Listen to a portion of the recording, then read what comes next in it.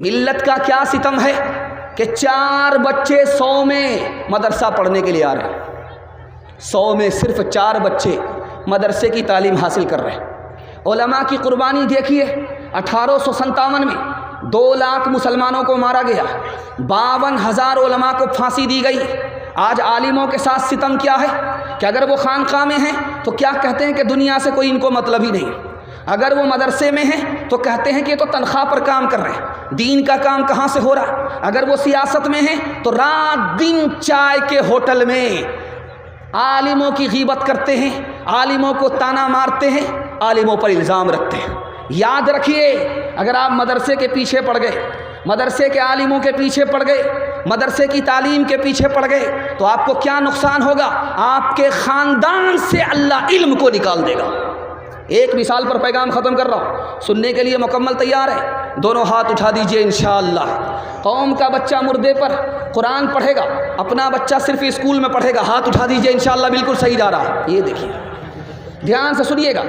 قاسم نانوتوی رحمۃ اللہ علیہ، سوال پوچھا گیا، پنڈت جی دیانند جی انہوں نے سوال کیا بطور مذاق، جب ہندوستان سے ہوا مدینہ جاتی ہے تو ٹھنڈی ہوتی ہے، جب مدینہ سے ہوا ہندوستان آتی ہے تو گرم ہو جاتی ہے۔ کتنا پیارا جواب دیا، دعا کیجیے اللہ حضرت نانوتوی کی قبر کو نور سے بھر دے۔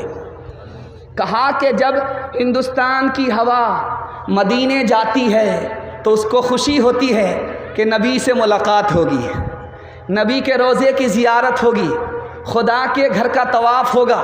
اس خوشی میں اس کی آنکھ بھی ٹھنڈی ہو جاتی ہے، دل بھی خوش ہو جاتا، مکمل سر سے لے کر کے پیر تک ٹھنڈی ہو جاتی۔ لیکن جب وہی ہوا مدینہ سے نکل کر کے ہندوستان آتی ہے تو گرم ہو جاتی۔ کیوں؟ نبی کے شہر سے جدا ہو رہی ہے، اللہ کے گھر سے جدا ہو رہی ہے، اس کو غم ہوتا ہے، غم پر غم ہوتا ہے، اس لیے گرم ہو جاتی ہے۔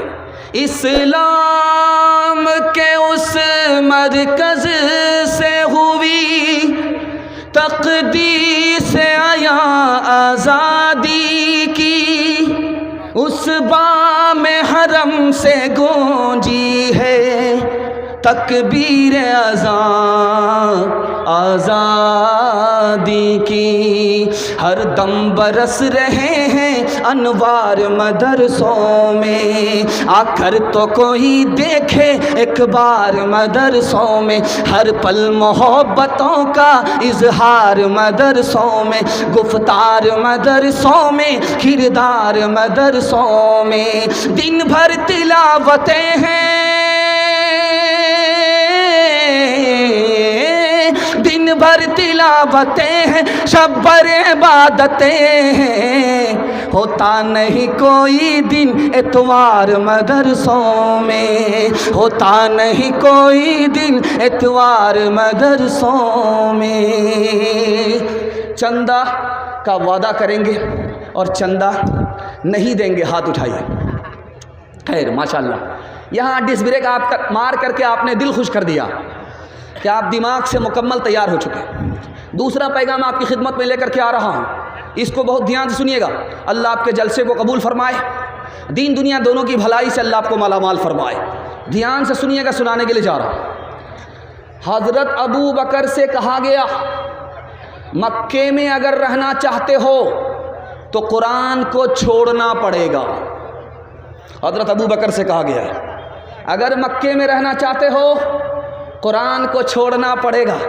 حضرت ابو بکر کا جواب سنیے، میں مکے کو چھوڑ سکتا ہوں، اپنا وطن چھوڑ سکتا ہوں، قرآن نہیں چھوڑ سکتا۔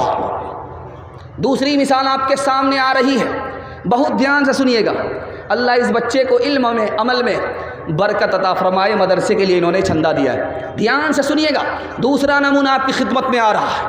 مسلمان لڑکا عیسائی لڑکی پر عاشق ہو گیا، ماں باپ نے کہا کہ اس شرط پر تمہارا نکاح ہوگا، تمہیں قرآن کو چھوڑنا پڑے گا۔ قرآن کو اس نے جیسے ہی چھوڑا خاندان چھوٹ گیا، ایمان سے ہاتھ دھو بیٹھا، قرآن کو چھوڑا، سب کچھ سے محروم ہو گیا۔ تیسری مثال آپ کے سامنے رکھنے کے لیے جا رہا ہوں، اللہ کے رسول کی مجلس ہے، حضرت عثمان کھڑے ہوئے، سارے لوگوں کے کان کھڑے ہوئے۔ حضرت عثمان کیوں کھڑے ہوئے؟ اللہ کے رسول نے پوچھا اے عثمان کیوں کھڑے ہوئے؟ کہ یا رسول اللہ اپنی 3 چیزیں بتانے کے لیے کھڑا ہوا ہوں کہ مجھے 3 چیزیں بہت پسند ہیں۔ کہا عثمان بتاؤ سبحان اللہ۔ کہا مجھے پہلی چیز یہ پسند ہے میں بھوکے کو کھانا کھلاتا ہوں۔ کہا سبحان اللہ۔ ننگے کو کپڑا پہناتا ہوں۔ کہا سبحان اللہ۔ کہا قرآن کی تلاوت کرتا ہوں میرا دل معطر ہو جاتا ہے، قرآن کی تلاوت مجھے پسند ہے۔ کہا سبحان اللہ۔ اب جانتے ہیں عثمان قرآن کو پکڑنے کی وجہ سے کتنے بڑے مالدار ہوئے؟ آپ کو سن کر کے حیرت ہوگی۔ 35,000 درہم میں مسلمانوں کے لیے کنواں خرید کر کے دینے والا کوئی اور نہیں تھا، عثمان ہی تھا۔ 4,000 دینار میں مسلمانوں کے لیے کنواں خرید کر کے دینے والا کوئی اور نہیں تھا، حضرت عثمان ہی تھے۔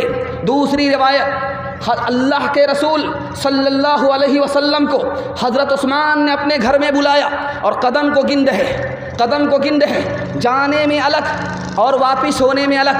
اللہ کے رسول نے پوچھا عثمان میرے چلتے ہوئے میرے قدم کو کیوں گنتے ہو؟ کہ یا رسول اللہ آپ نبی ہو، آپ کی عزت میں ہر قدم کے بدلے عثمان ایک ایک غلام آزاد کرنا چاہتا ہے۔ جنگ کے لیے حضرت عثمان نے کتنی دولت دی؟ 300 اونٹ دیا۔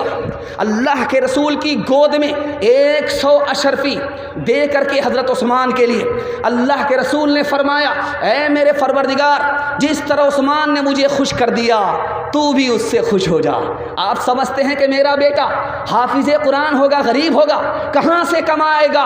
میں آپ سے گارنٹی لے کر کے جاتا ہوں آپ صرف قرآن کی محبت میں اپنے بچے کو قرآن کی تعلیم دلائیے، اللہ عثمان کا نمونہ پیدا فرمائے گا۔ تو 3 مثال آپ کے سامنے رکھنے کے لیے جا رہا ہوں۔ مسلمان ماسٹر ہے، بچہ 2 سال سے مدرسے میں اسکول میں نہیں آ رہا، باپ کو بلایا تمہارا بچہ 2 سال سے اسکول میں نہیں آ رہا۔ کہ میرا بچہ بھی مدرسہ میں پڑھ رہا ہے، 15 پارے حفظ ہوئے ہیں، 15 پارے باقی ہیں، 2 سال اور پڑھے گا قرآن مکمل ہو جائے گا، اس کے بعد مدرسے میں آ جائے گا۔ وہ مسلمان ماسٹر مسلمان ہو کر کے کیا کہتا ہے؟ کلیجہ منہ کو آ جائے گا۔ 2 سال تمہارے بچے کے برباد ہو گئے 15 پارے حفظ کے چکر میں، قرآن کو مکمل کرنے کے چکر میں رہو گے، 4 سال برباد ہو جائے۔ دوسری مثال آپ کے سامنے آ رہی ہے، دھیان سے اس کو سنیے گا۔ آپ کے خاندان میں کوئی بچہ اگر کھڑا ہو جائے قرآن پڑھنے کے لیے، آپ کو تانا نہیں مارنا ہے، بہت بھاری نقصان اٹھانا ہوگا۔ آپ حوصلہ دیجئے، ہاں شاباش بیٹے حافظ قرآن بن جاؤ، ماں باپ کو سر کا تاج ملے گا۔ تانا نہیں مارنا ہے، قرآن پڑھ کر کے کیا ہوگا؟ آپ جیسے ہی تانا ماریں گے قرآن کی شفاعت سے بھی محروم ہو جائیں گے، حافظ قرآن کی بھی شفاعت سے محروم ہو جائیں گے۔ دوسری مثال آپ کے سامنے آ رہی ہے، دھیان سے اس کو سنیے گا۔ آپ اپنے بچے کو حافظ قرآن اور ماسٹر کیسے بنانا چاہتے ہیں، میں راستہ بتا رہا ہوں، آپ لوگ عمل کریں گے؟ ہاتھ اٹھا دیجئے انشاءاللہ۔ مرنے کے بعد کریں گے؟ ہاتھ اٹھائیے انشاءاللہ۔ خیر 2 4 5 آدمی ہاتھ اٹھا رہے ہیں، ان کو کہاں سے موقع ملے گا؟ ابھی آپ نے دیکھا ہوگا نیٹ امتحان پاس کیا 1800 بچے نے، اس میں جو ٹاپر لسٹ میں جو بچہ آیا وہ حافظ قرآن تھا۔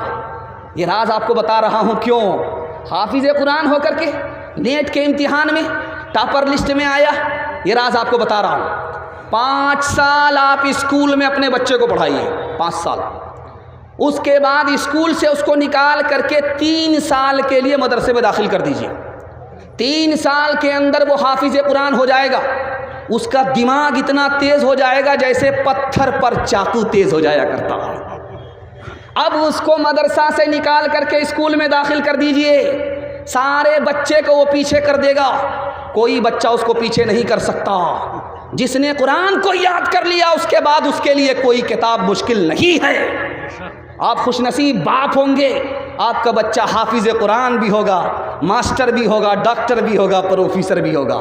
ہاتھ اٹھا کر کے وعدہ کیجئے انشاءاللہ اپنے بچے کو حافظ بنائیں گے۔ ہاتھ اٹھائیے، کنوارے لوگ ہاتھ مت اٹھائیے گا، بیوی تک کا منہ نہیں دیکھا، بال بچہ کہاں سے ہوگا ارادہ کر لیجئے۔ دھیان سے سنیے گا، جلسہ میں شوہر بھی آیا، جلسہ سننے کے لیے دستار بندی کا جلسہ تھا، بیوی بھی آئی جلسہ سننے کے لیے، پنڈال میں بیٹھ گئی۔ دستار بندی جب ہوئی بچوں کی سر پہ دستار جب آئی تو بیوی بہت زیادہ خوش ہو گئی، بیوی بہت زیادہ خوش ہو گئی. اصل میں یہ بوڑھا میں